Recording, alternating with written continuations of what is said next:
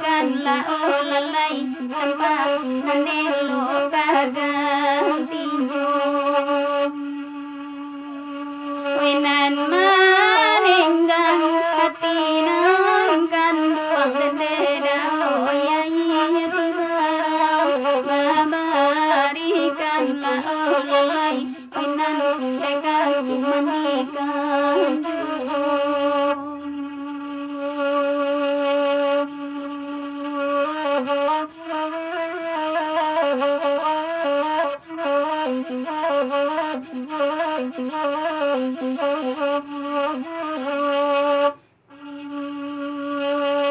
Oi bunyi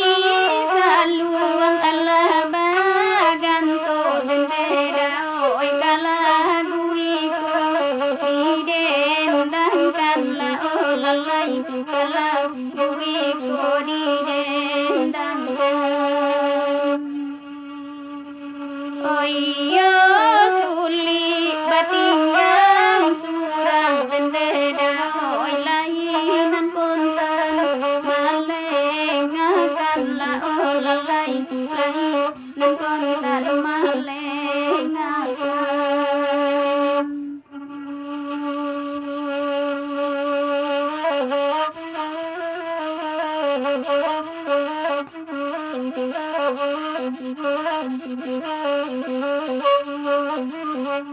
Thank you.